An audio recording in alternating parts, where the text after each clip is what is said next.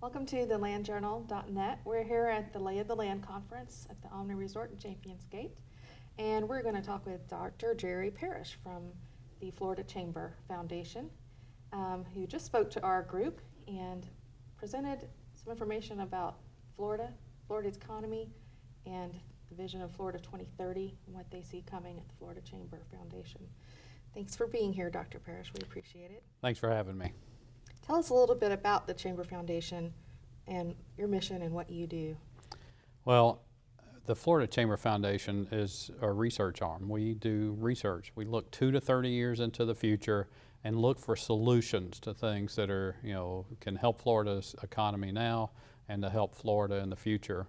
We want to be globally competitive. We want to have a great place to live, a nice quality of life, and we want to create high-wage jobs for the people in Florida. Mm-hmm. And the Florida2030.org, what is that? That's a website where we show the results of our project that we've done. We just did a 3-year project. We went to all 67 counties. We engaged more than 10,000 people live in the room to talk about what kind of future they wanted for Florida in their region.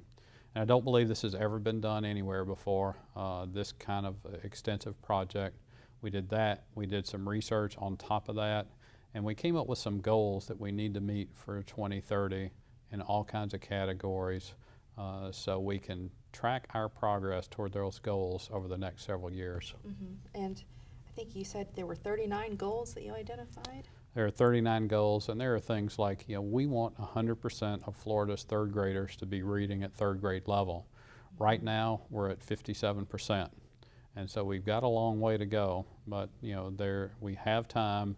And that metric is so important because third grade is typically where kids go from learning to read to reading to learn. And that really sets them up for an educational future that's really bright.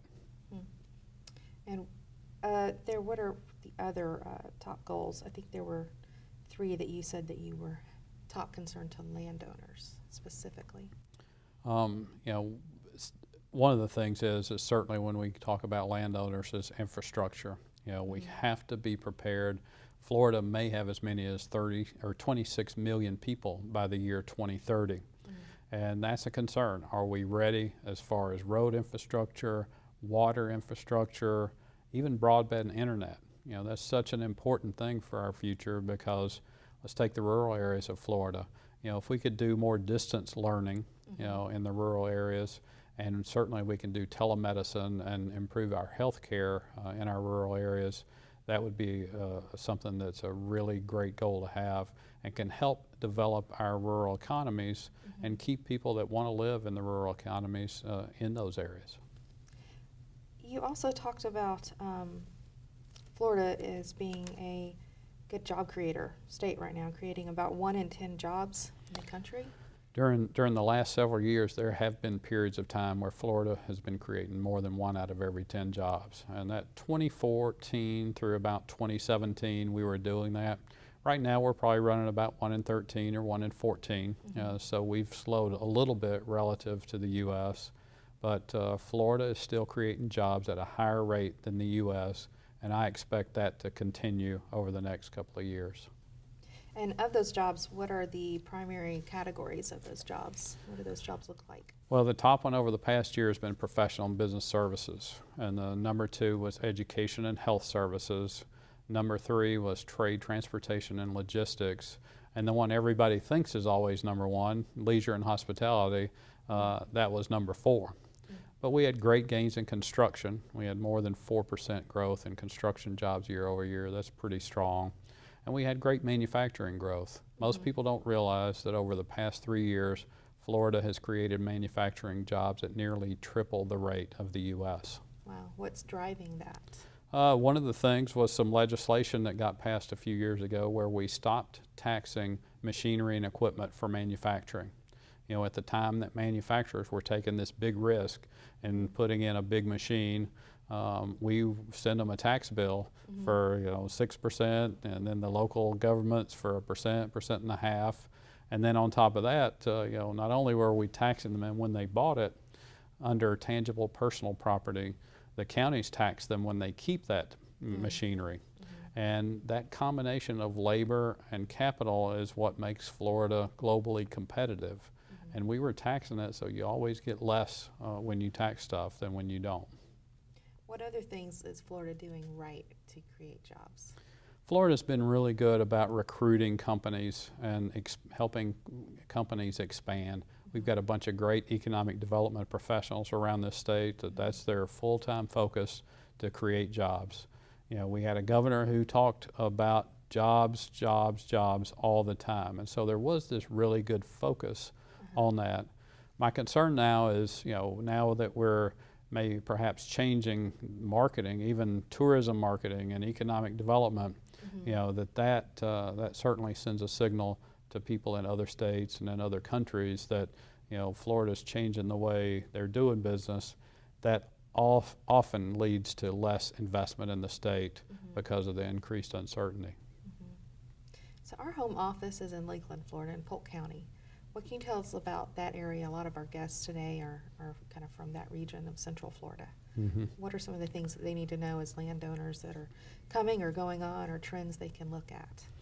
Well, I have shown where people are moving to and from in Polk County recently, and so I've done a lot of work on there.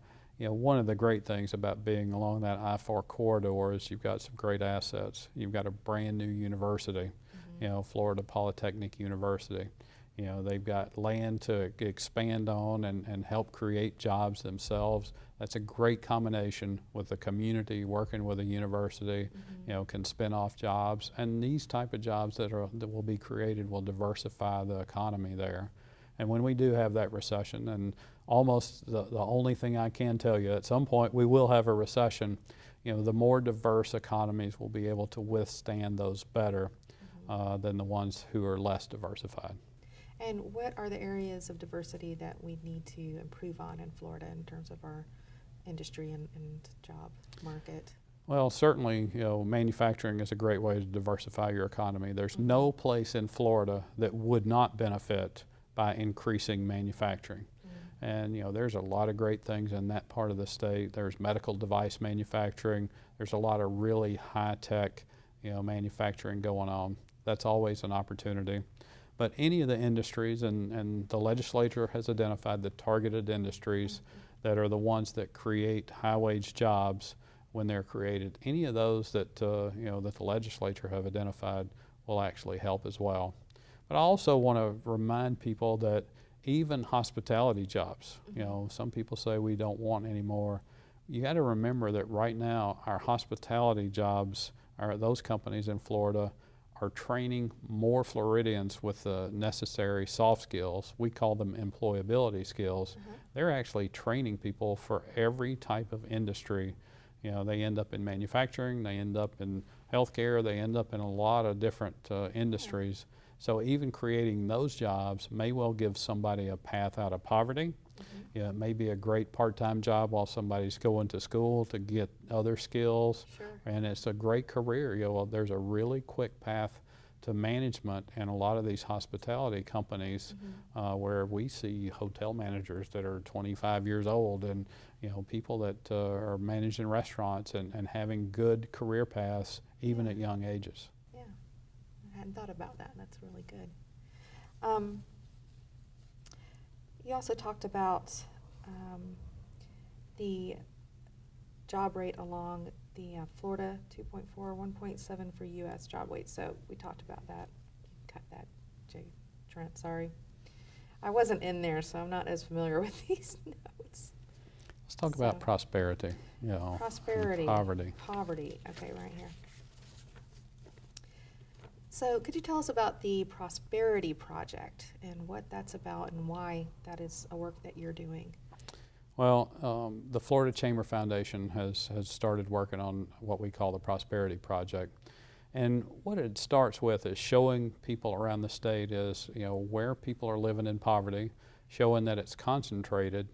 You know, I talked today about if you eliminated child poverty in 16 of Florida's 983 zip codes where people live, then you can eliminate 10% of all the child poverty in this state.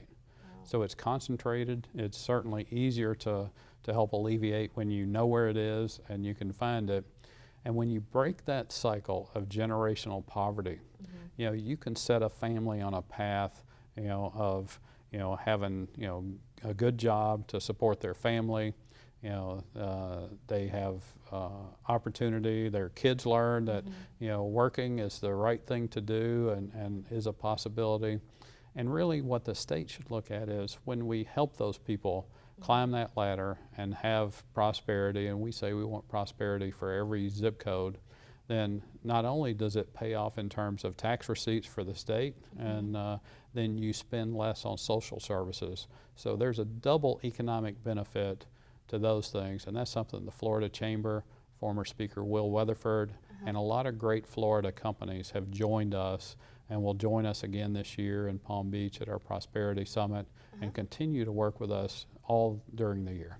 And what are some of the strategies that might be implemented to improve on that? I'm glad you asked that because we have a website with best practices. Okay. So we take people like Achieve Escambia and show what they're doing, and you know, different groups around the state. And we're combining this with data. You know, we're researchers.